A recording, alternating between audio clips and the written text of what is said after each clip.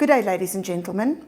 My co-presenter Tanya Hill and I would like to present a longitudinal study of students' perception of immersive learning teaching intervention. In South Africa, at the University of Pretoria, we have a diverse student community.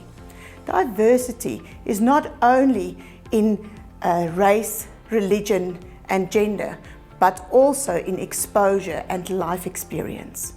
For that reason, when we want to contextualize TACs to the students, we find that we do not have a basis to work from and that we cannot have a specific contextualization without ensuring our students are all on the same page regarding it.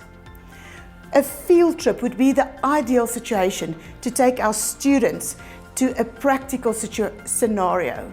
But in the massification of classes at the university, we have approximately 932 students in this module, making it administratively impossible to organize something like that, as well as the cost aspect.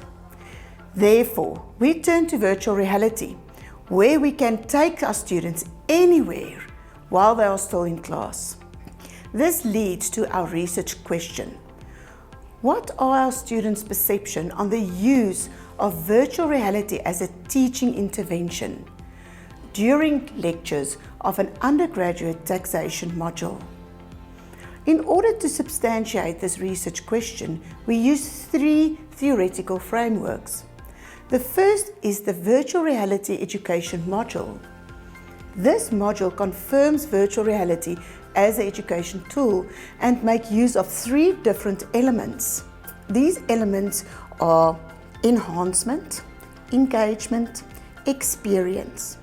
And then we can take the students anywhere and we can take all of them, thereby exposing them to a real life teaching intervention.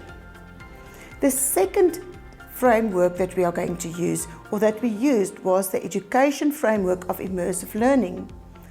This framework states that immersion by itself does not influence the learning experience, but the learning experience is influenced by the perception of the students. This leads back to the research question, stating the fact that we need to look at the perceptions of our students. The third framework is the technology acceptance model. If we use virtual reality, this is a new technology to the students. The technology acceptance model then states that the perceived usefulness of this new technology, together with the perceived ease of use for the students, will explain the learning experience, the immersive learning experience of the students. Again, leading back to our research question, asking the perceptions of our students. In order to design this specific teaching interventions we are talking about, we divided it into 3 sessions. The first session was a virtual visit to Parliament in Cape Town during our Tax in Context learning area. The second session was a visit to a stainless steel factory when we discussed the capital allowances in a manufacturing plant. The third session was a medical practice in Franschhoek in the Western Cape, where we addressed the taxation of individuals. I would now ask Tanya to continue. Good day, my name is Tanya Hill and I'm from the University of Pretoria. I'm going to continue on from where my colleague left off. For our research design, we followed a longitudinal mixed method approach. In this design, we used 3 different surveys across the academic year to track how students' perceptions had moved during the year. Our first questionnaire we used was before session 1, before the students' first intervention with VR. The second survey was done after session 1. The third survey was done after session 3. These surveys were analysed statistically. We also gathered reflections from the students after the second session, and these reflections were analysed thematically. Of our 3 questionnaires which we analysed, We only wanted to use the responses of the students who had completed all 3 questionnaires during the year for our longitudinal approach. Of our 932 students which were registered for the module, 566 students completed all 3 questionnaires, which represents a 60.7% response rate.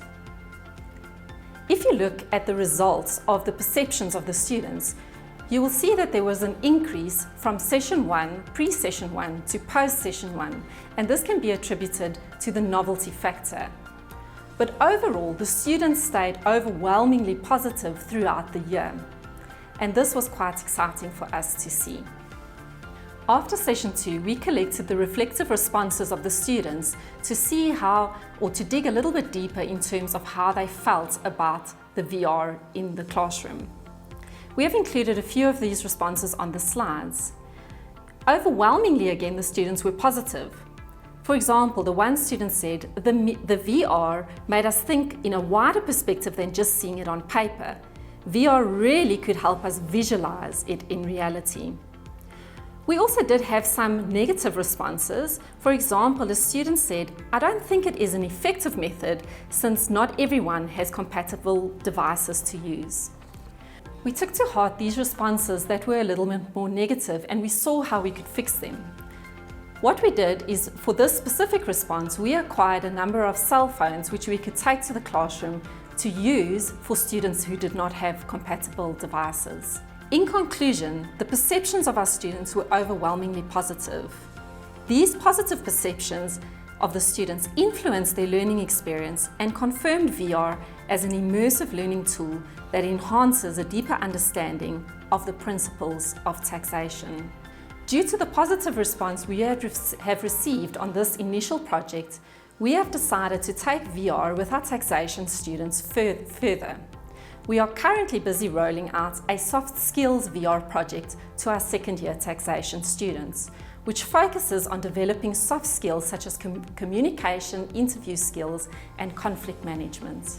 We are also in the process of planning and rolling out a VR gamification project which looks at conflict management with our students.